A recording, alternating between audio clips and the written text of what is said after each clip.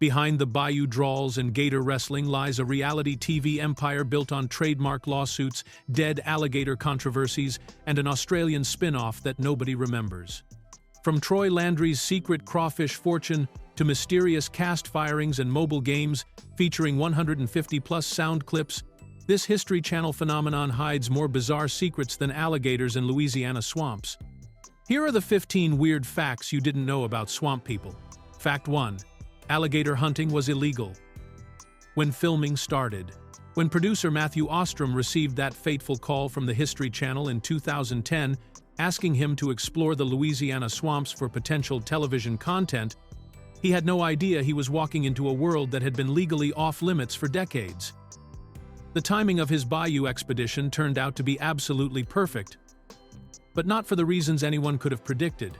Alligator hunting in Louisiana had been completely banned for years as part of a massive conservation effort to save the American alligator population from extinction. By the 1960s, unregulated hunting and habitat destruction had pushed these ancient predators to the brink of disappearance, forcing state wildlife officials to implement a total hunting moratorium that lasted for decades. The ban was so strict that even longtime hunting families who had been catching gators for generations were forced to find other ways to make a living in the swamps. But just as Ostrom began his research for what would become swamp people, Louisiana wildlife authorities had quietly reopened alligator hunting season after determining that conservation efforts had successfully restored the population to sustainable levels. The timing was remarkable because Ostrom was literally exploring a world that had just become legal again after being forbidden for an entire generation. During his initial scouting trip through the Atchafalaya Basin, Ostrom discovered families like the Landrys, who had been waiting years to return to their traditional way of life. Troy Landry and other hunters had maintained their boats, equipment, and knowledge through the long ban, passing down techniques through family lines even when they couldn't legally use them. When the hunting season reopened, these families were ready to pick up exactly where their fathers and grandfathers had left off decades earlier. This legal resurrection of an ancient Louisiana tradition gave Ostrom the perfect foundation for his reality show concept. He wasn't just documenting a quirky regional pastime, but capturing the revival of a deeply rooted cultural practice that had been dormant for an entire generation. The hunters featured in the first season were essentially rediscovering their own heritage after years of forced absence from the swamps. Fact 2. Troy Landry owns 9 registered trademarks. Troy Landry proved he's not just the king of the swamp, but also a savvy businessman when he legally protected his most famous catchphrases by filing 9 separate trademark applications in 2010. The same year, Swamp People premiered on television. While most reality TV stars simply hope their 15 minutes of fame lasts as long as possible, Troy took the smart approach of securing legal ownership over the phrases that made him a household name across America. The veteran alligator hunter filed trademarks for Chewed M, Tree Shaka, Tree Breaka, Mud Africa, Got Gator, and Choot Dat, along with his own name and several other catchphrases that became synonymous with his swamp hunting adventures. These weren't just random words he threw around during filming, but carefully selected phrases that represented his unique Louisiana Cajun dialect and hunting style that resonated with millions of viewers who couldn't get enough of his colorful personality. Troy's business instincts proved absolutely correct when he discovered that 3 companies were illegally profiting from his trademarked sayings without permission or payment. In January 2012, Troy filed a federal lawsuit in Lafayette against Halpern Import Company, National Cap and Sportswear, and Ripple Junction Design Company for using his protected phrases on t-shirts, baseball caps, and various display items that were being sold in stores across Louisiana and beyond. The lawsuit revealed that Troy had been legitimately selling his own merchandise through his company Troy Landry Productions, based in Pierre Part, Louisiana, featuring these exact same trademarked phrases on t-shirts, caps, sweatshirts, hoodies, and other products. When contacted about the legal action, Jay Halpern, who identified himself as president of Halpern Import Company, declined to comment on the pending litigation, while the other companies involved also remained silent about their unauthorized use of Troy's intellectual property. The trademark filing showed that Troy understood the entertainment business better than most reality TV personalities, recognizing that his distinctive sayings and Louisiana charm were valuable assets that deserved legal protection. His decision to trademark these phrases in 2010 demonstrated remarkable foresight about how popular his Cajun expressions would become with Swamp People fans nationwide. Fact 3. The entire cast was mysteriously fired. Just before the 7th season of Swamp People was scheduled to begin filming, the History Channel made a shocking decision that left fans and cast members completely stunned when they fired virtually the entire existing cast and replaced them with new hunters, creating one of the most dramatic behind-the-scenes controversies in reality television history. The mass firing happened so suddenly and without clear explanation that it immediately sparked rumors, confusion, and angry social media battles between the network and the beloved stars who had built the show's success over 6 seasons. The mysterious cast purge affected fan favorites who had become household names through their years of alligator hunting adventures, including Elizabeth Cavalier, better known to viewers as Gator Queen Liz, who had been one of the show's most popular and recognizable personalities since the early seasons. When the dust settled after the firings, only a handful of original cast members remained to continue with the 7th season, leaving longtime viewers wondering what had happened to the hunters they had grown to love and follow through countless swamp adventures. Elizabeth Cavalier became the most vocal critic of the network's decision, taking to Facebook to express her confusion and disappointment about being suddenly removed from the show without adequate explanation. In her social media posts, she wrote that it saddened her to know that the fans would be the ones who suffered most from these unexplained actions by the new management of the production company, making it clear that even she didn't fully understand why the mass firings had occurred. Multiple theories emerged about the reasons behind the dramatic cast changes, with some industry insiders suggesting the decision resulted from a dispute between show producers and editors following a strike and walkout, while other rumors claimed that some cast members had demanded higher salaries that the network wasn't willing to pay. The History Channel never provided a detailed public explanation for the controversial decision, leaving fans to speculate about the real reasons behind losing their favorite swamp hunters. The cast members themselves consistently denied asking for more money, insisting they were just as surprised and confused as their loyal viewers about the sudden changes. Fact 4. Mobile games feature 150+ Troy Landry sound clips. The popularity of Troy Landry's catchphrases reached new heights when developers created 2 official Swamp People mobile games that featured an absolutely incredible collection of over 150 recorded sound clips of the feist King of the Swamp himself, giving players the chance to hear Troy's voice throughout their entire gaming experience. These weren't just simple arcade games with a few random audio samples thrown in as an afterthought, but carefully designed mobile applications that integrated Troy's distinctive Louisiana accent and memorable sayings into every aspect of the gameplay. The most popular of these games was called Shoot 'Em Angry Swamp, which was essentially an Angry Birds clone that replaced the traditional bird-slinging mechanics with a swamp-themed adventure where players helped Troy and his friends take back their territory from unruly alligators.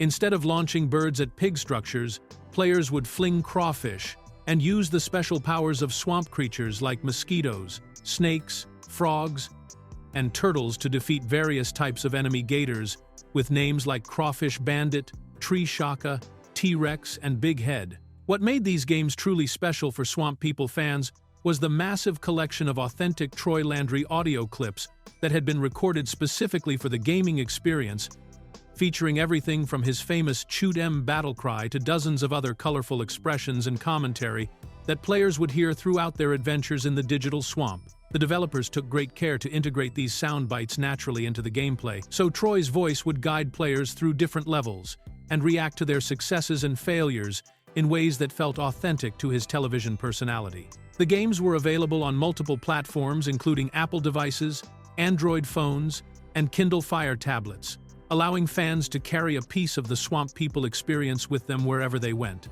Player reviews consistently mentioned that while the gameplay itself was entertaining, the real highlight was hearing Troy's extensive collection of recorded sayings and reactions, which made even the most challenging levels enjoyable because of his encouraging and entertaining commentary that accompanied every gator hunting adventure. Fact 5.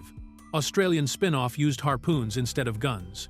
When the History Channel decided to capitalize on Swamp People's success by creating an international spin-off in 2012, they discovered that crocodile hunting in Australia's Northern Territory required completely different techniques that made the Louisiana alligator hunters look tame by comparison.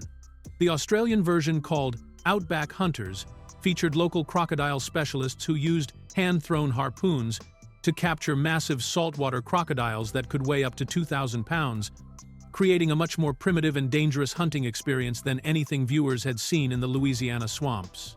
The Australian crocodile hunters operated in an area known as the Top End, where saltwater crocodiles outnumbered humans 3-to-1 and posed a constant threat to civilians and livestock during the dry season when the massive reptiles moved closer to populated areas. Unlike the Louisiana hunters, who relied on firearms to quickly dispatch their catches, the Australian crews had to use traditional harpooning methods that required getting dangerously close to some of the largest and most aggressive crocodiles on the planet. The show featured hunters like Paul Henwood, who had special access to certain hunting grounds because of his Aboriginal heritage, and Tommy Nichols, a government ranger whose primary job involved harpooning and trapping crocodiles that had invaded major waterways and threatened public safety.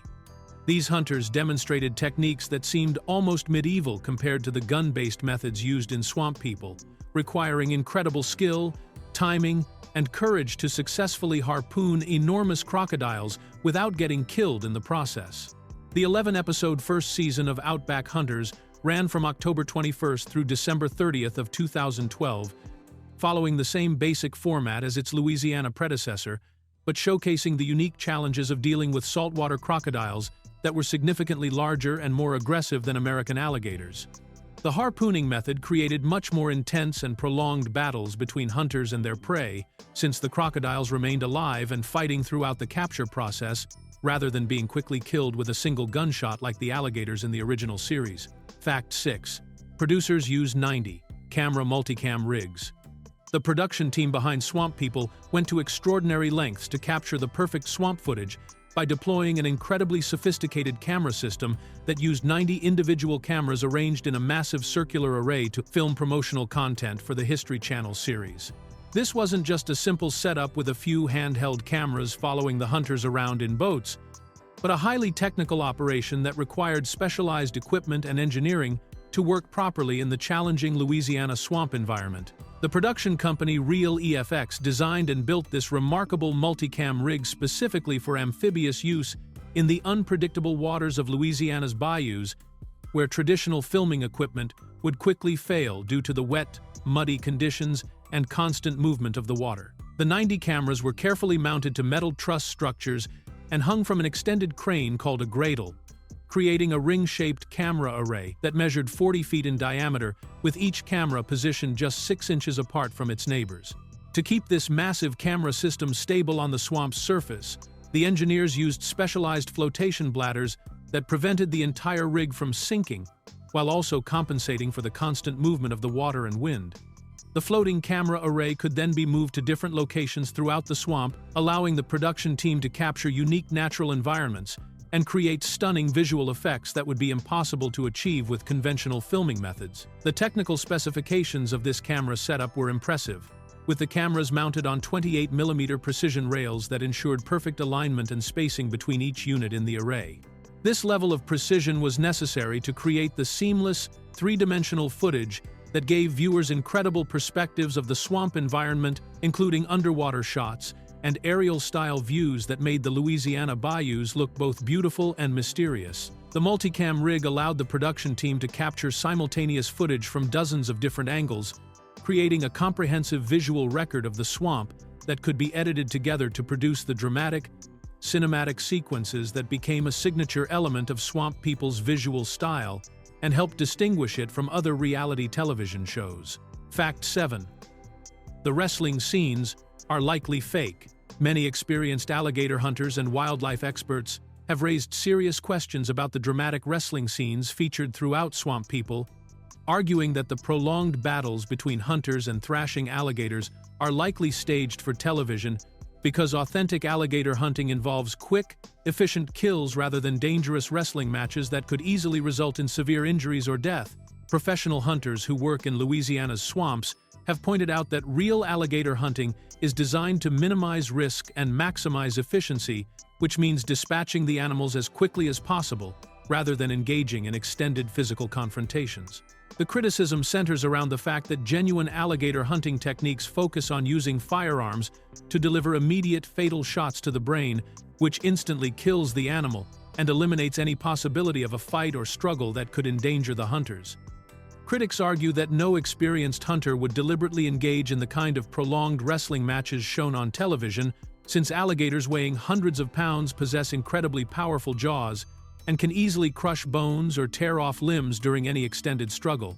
Several aspects of the show's wrestling scenes have drawn particular skepticism from professionals in the field, including the fact that cameras seem to capture multiple angles of these supposedly spontaneous and dangerous encounters, which would require careful positioning and coordination that seems unlikely during genuine life-threatening situations. Some experts have suggested that the dramatic thrashing and wrestling sequences might involve alligators that are already dead, with the apparent struggle being created through editing and camera work to make the hunting appear more exciting and dangerous than it actually is. Louisiana residents familiar with traditional alligator hunting methods have also noted that the wrestling techniques shown on swamp people don't match the established practices that have been used by local hunters for generations, who prioritize safety and efficiency over dramatic confrontations.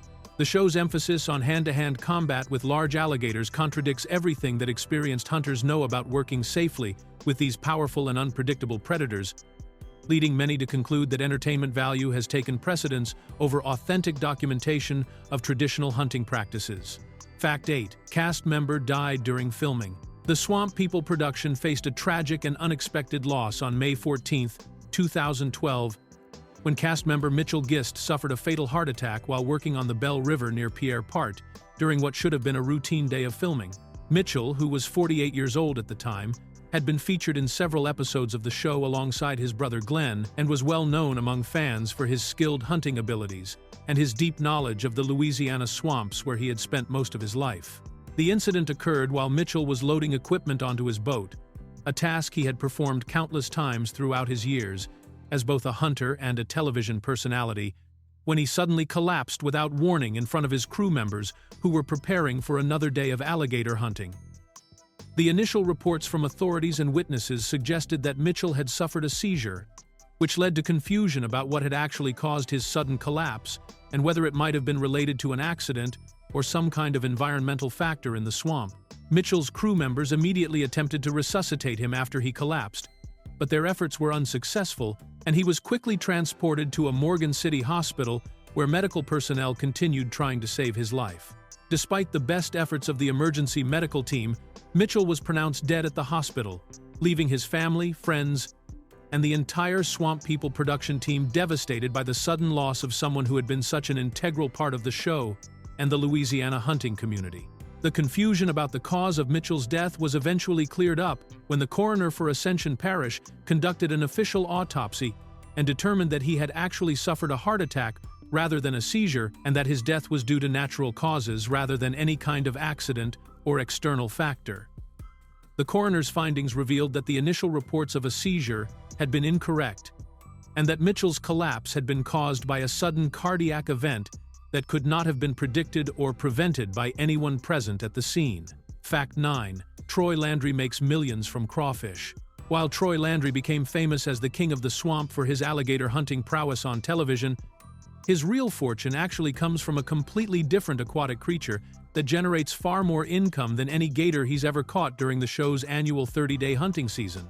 Troy operates one of Louisiana's most successful crawfish harvesting businesses, which brings in an absolutely staggering 5 to 6 million pounds of crawfish every single year, making his crustacean empire significantly more profitable than his television-famous alligator hunting adventures. This massive crawfish operation runs during the months when alligator hunting is off-limits, allowing Troy to maintain a year-round income from Louisiana's waters, while most people only see him during the brief alligator season featured on Swamp People. In a 2014 interview with Wide Open Spaces magazine, Troy revealed the impressive scale of his crawfish business and explained how this lesser-known venture actually provides the financial foundation that supports his family's lifestyle throughout the year.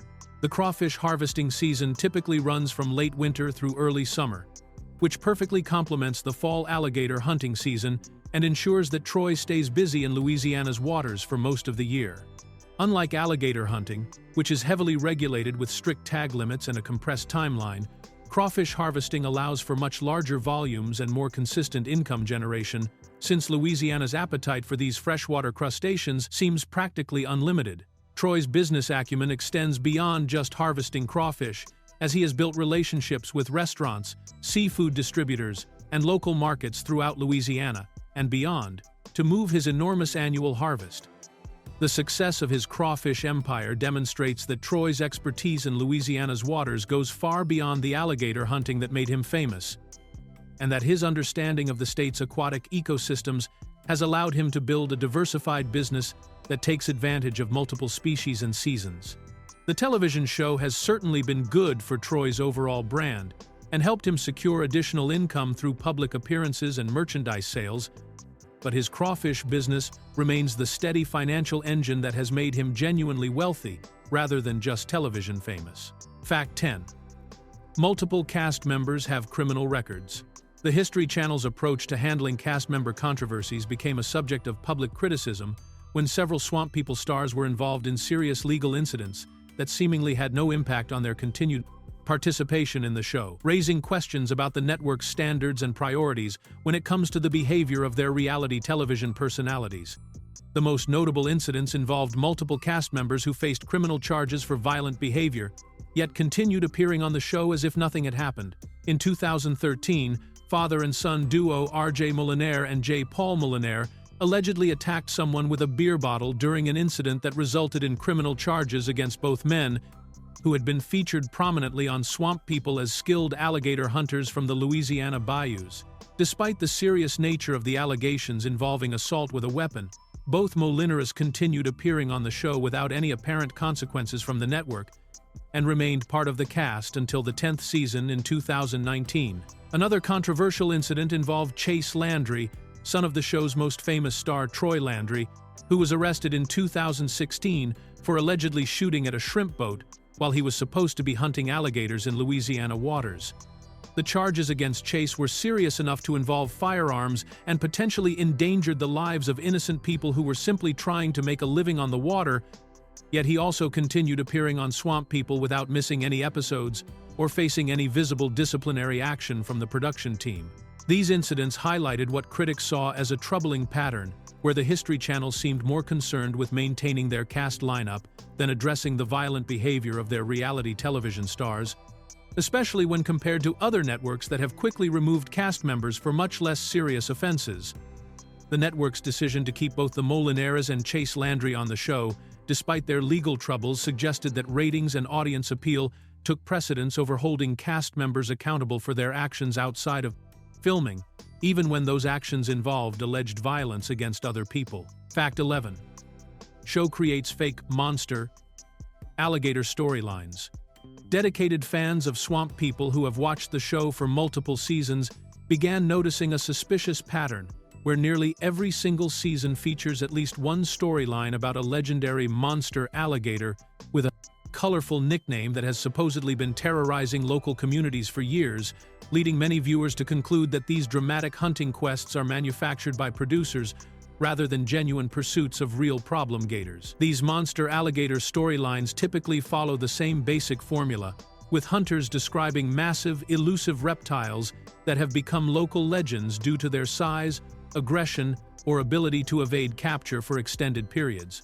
The Monster Gator episodes usually begin with hunters or local residents sharing stories about a particular alligator that has been causing trouble in a specific area, often claiming that the creature has been spotted repeatedly over several years and has developed an almost mythical reputation among people who live and work in the swamps. These alligators are always given memorable nicknames that sound like something from a horror movie or local folklore, and the hunters typically describe them as being much larger and more dangerous than ordinary gators they encounter during regular hunting activities. What makes these storylines particularly questionable to longtime viewers is the remarkable consistency with which these legendary monsters appear season after season, almost as if the production team has a checklist of dramatic elements that must be included in each batch of episodes. The hunters invariably spend considerable time and effort tracking these supposedly elusive creatures, often describing near misses and failed attempts that build suspense before the eventual confrontation and capture that provides a satisfying conclusion to the multi-episode arc. Skeptical fans have pointed out that if these hunters really knew about specific monster alligators that had been causing problems for years, it seems unlikely that they would wait until television cameras were rolling to finally pursue them seriously. The convenient timing of these legendary gator hunts, combined with the formulaic way they are presented across different seasons, has led many viewers to believe that these storylines are created by producers who need dramatic content to maintain audience interest throughout each season's episodes. Fact 12. Troy Landry was recently cited by wildlife officials. The king of the swamp found himself in serious legal trouble in 2024 when Troy Landry was caught in an undercover sting operation conducted by the Louisiana Department of Wildlife and Fisheries, resulting in 2 citations for failing to properly tag alligators during what should have been a routine hunting expedition. The incident occurred at Lake Palourde in St. Mary Parish, where wildlife agents had received a tip that certain people were hunting alligators without proper permission, leading to a 6-hour stakeout that ultimately resulted in Troy being charged with violating state hunting regulations. The wildlife agents initially spotted Troy and 2 other people, including an unidentified cameraman, arriving at the hunting area by boat, which suggested that the incident might have occurred during filming for one of his television shows. After conducting their investigation, the agents determined that while Troy did have permission to hunt on the property where he was found, he allegedly did not have the correct property-specific alligator tags that are required by Louisiana law for harvesting alligators in that particular location.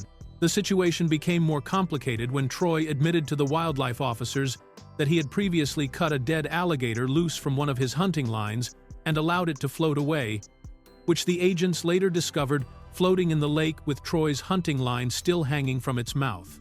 This confession led to Troy receiving 2 separate citations under Louisiana wildlife law, with one charge for having an improperly tagged alligator and another charge specifically related to the dead alligator that had been released into the water.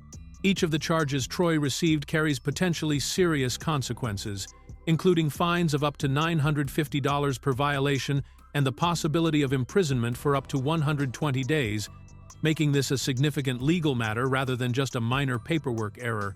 When contacted by local media about the incident, Troy was dismissive of the charges and compared them to receiving a speeding ticket, saying he had nothing to say about the situation and suggesting that he viewed the wildlife violations as routine rather than serious legal problems. Fact 13. The network originally hesitated about alligator killing. When producer Matthew Ostrom first pitched the concept that would become Swamp People to History Channel executives, he encountered unexpected resistance from network officials who were uncomfortable with the violent aspects of alligator hunting and worried that the show would focus too heavily on killing animals rather than exploring the rich cultural and heritage of Louisiana's swamp communities. The network executives described themselves as being squeamish about the alligator hunting element, which they saw as potentially controversial and problematic for a channel that was trying to maintain its educational reputation while expanding into reality television programming. The History Channel's concerns centered around their belief that viewers might be turned off by graphic depictions of animal killing, and they feared that the hunting aspect would overshadow what they considered to be the more valuable and interesting elements of the show, namely the unique people and traditional way of life that had survived in Louisiana's remote swamp regions for generations. Network executives wanted to ensure that Swamp People would be seen as a cultural documentary that happened to include hunting, rather than a hunting show that happened to feature interesting characters. This internal conflict at the network reflected broader tensions within the television industry about how to balance entertainment value with educational content, especially when dealing with activities that some viewers might find disturbing or morally objectionable. The executives were particularly concerned about potential backlash from animal rights groups and viewers who might see the show as glorifying violence against wildlife, even though alligator hunting is a legal and regulated activity in Louisiana. The network's hesitation was eventually overcome when Ostrom and his team found compelling personalities like Troy Landry, whose charismatic presence and deep knowledge of Louisiana culture helped convince executives that the show could successfully balance the hunting elements with genuine cultural exploration. The discovery of Troy and other colorful characters who could articulate the historical and cultural significance of their way of life gave the network confidence that Swamp People would be more than just a show about killing alligators, but rather a window into a unique American subculture that most viewers had never experienced. Fact 14. Alligator hunting season only lasts 30 days.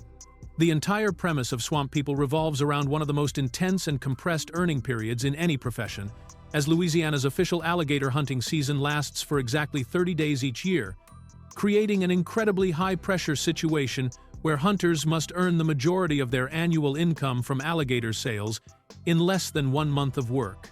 This brief window begins on the first Wednesday in September and runs for exactly 4 weeks and 2 days, during which time experienced hunters like those featured on the show can make enough money to support their families for the entire rest of the year if they are successful in catching and selling enough large alligators. The 30-day limit is strictly enforced by Louisiana wildlife authorities as part of a carefully managed conservation program that allows alligator populations to recover and reproduce during the remaining 11 months of the year, ensuring that hunting remains sustainable while still providing economic opportunities for families who have depended on this traditional livelihood for generations. Once the season officially ends, no additional alligator hunting is permitted regardless of how many tags individual hunters might still have unused, which means that weather, equipment failures, or simply bad luck during those crucial 30 days can devastate a family's entire annual income. This compressed timeline creates enormous pressure for the hunters featured on Swamp People, since they must maximize every single day of the season to fill their allocated tags with the largest and most valuable alligators they can find, knowing that each day lost to bad weather or mechanical problems represents a significant portion of their potential yearly earnings. The show's dramatic tension comes largely from this reality, as viewers watch families racing against the calendar to catch enough alligators before their economic window slams shut for another year. The 30-day restriction also explains why the hunters are willing to work in dangerous conditions and take considerable risks to pursue large alligators, since the brief nature of the season means they cannot afford to be cautious or wait for perfect conditions when their entire financial future depends on making the most of every available hunting day during this extremely limited time frame. Fact 15. Kill shots are filmed separately. The dramatic shooting scenes that viewers see throughout Swamp People episodes, featuring bullets splashing into water with cinematic flair, are actually filmed separately from the real alligator kills because authentic alligator hunting happens far too quickly and efficiently to capture the kind of visually exciting footage that television audiences expect from reality programming. Professional hunters know that effective alligator kills require precise shots to the brain that happen almost instantaneously, leaving no time for cameras to capture multiple angles or dramatic water splashes that make for compelling television viewing. The technical reality of firearms ballistics also makes the underwater shooting scenes physically impossible, since bullets lose most of their energy and effectiveness after traveling through just a few inches of water, meaning that any shot fired into water would be completely useless for actually killing an alligator. Experienced hunters like Troy Landry understand that successful alligator hunting requires shots that connect with the animal's head above the waterline. But these quick, precise kills don't provide the visual drama that television producers need to maintain viewer interest and excitement. The staged shooting sequences are typically filmed in areas where there are no live alligators present, allowing camera operators to safely capture the dramatic water splashes and gun-firing effects that viewers associate with alligator hunting, without any of the genuine danger or time pressure that characterizes real hunting situations. These separately filmed sequences can then be edited together with footage of actual alligator captures to create the illusion of a single, continuous hunting experience that appears more exciting and visually dynamic than the reality of professional alligator hunting. Longtime viewers and hunting experts have pointed out that the elaborate shooting scenes shown on television don't match the quick, efficient methods that experienced hunters actually use in real-world situations, where the goal is to dispatch alligators as quickly and safely as possible, rather than creating dramatic confrontations. The contrast between the staged shooting footage and authentic hunting practices highlights how reality television often prioritizes entertainment value over accurate documentation of the activities being portrayed, even when those activities are already inherently interesting and dangerous enough to capture viewer attention.